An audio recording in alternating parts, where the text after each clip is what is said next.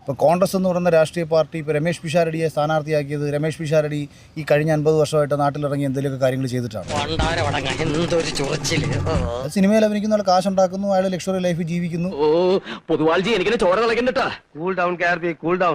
നമുക്ക് പിന്നെ നിയമപരമായി തന്നെ ഒതുക്കാം. അയാൾ ഇടയ്ക്കിടയ്ക്ക് ചാനലിൽ വന്നിരുന്നിട്ട് കോൺഗ്രസിൻ്റെ വേദിയിൽ വന്ന് പങ്കെടുക്കുന്ന കോൺഗ്രസിൻ്റെ ഒരു സഹയാത്രിക എന്ന നിലയിൽ പുള്ളിയെ അവിടെ മത്സരിപ്പിക്കുന്നു. അല്ലാതെ പുള്ളി നാടിന് വേണ്ടി എന്തെങ്കിലും ചെയ്തിട്ടാണ്. നീ ആരോടാണ് ഈ വർത്താനൊക്കെ പറയുന്നത്?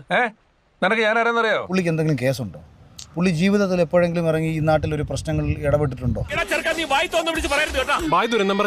പറഞ്ഞിട്ട് എന്ത് ചെയ്യാനാടാ, ഞാൻ ഇങ്ങനൊരു ദുരന്തനായി പോയി. അപ്പോൾ പിഷാരടി മത്സരിക്കാൻ പോകുമ്പോൾ പിഷാരടി എന്ന് പറയുന്ന പിഷാരടി എന്ത് കണ്ടിട്ടാണ് ആൾക്കാർ വോട്ട് കൊടുക്കേണ്ടത്? ആവേശം കൊണ്ട് ഓരോന്ന് വിളിച്ചു പറഞ്ഞ് തടിയേടാക്കണ്ട, പണിയെടുക്കാതെ ജീവിക്കാൻ നോക്കും. ഈ അഖിലിന്റെ ഒക്കെ കാര്യത്തിൽ അഖിൽ എന്നെ അദ്ദേഹത്തിനെ പോലെ അങ്ങനെ മുതിർന്ന ഒരാളൊന്നും അല്ല, ചിലപ്പോൾ എന്നേക്കാൾ ഇളയ ഒരാളായിരിക്കും. അതുകൊണ്ട് ഇപ്പൊ എന്തായാലും നിന്നെ ഇനി ഇവിടെ വെച്ച് പൊറിപ്പിക്കുന്ന പ്രശ്നമേ ഇല്ല. അഖില് പറയുന്ന കാര്യങ്ങൾ എന്നൊക്കെ പറഞ്ഞാൽ അദ്ദേഹം എന്നെ ശ്രദ്ധിക്കുന്ന പോലൊന്നും ഞാൻ അദ്ദേഹത്തെ ശ്രദ്ധിക്കുന്നില്ല. എനിക്ക് സമയമില്ല. നിങ്ങൾ പറയുമ്പോഴാണ് എന്തായാലും പുള്ളി പറഞ്ഞെന്നൊക്കെ തന്നെ ഞാൻ അറിയുന്നത്. എന്നെ മനഃപൂർവ്വം കരിവാരിത്തേക്കാൻ കുറച്ച് ആൾക്കാർ ഇറങ്ങിയിരിക്കുകയാണ്. മാത്രമല്ല അതിനെന്തെങ്കിലും അഭിപ്രായം പറയാനും പറ്റൂല.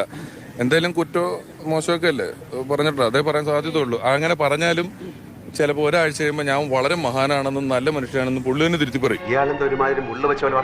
മനുഷ്യനെ താഴ്ത്തി കിട്ടുന്ന സ്വഭാവം പണ്ടേ നിന്റെ രക്തത്തിലുള്ളതാണ്. ഉള്ള കാര്യം തുറന്ന് പറയുന്ന ആരെയും പേടിക്കണ്ട.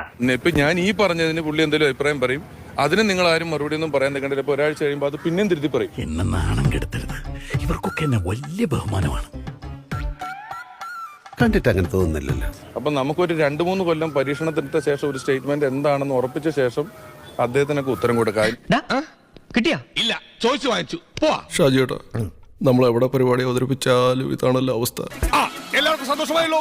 എനിക്ക് സന്തോഷമായി. എല്ലാവർക്കും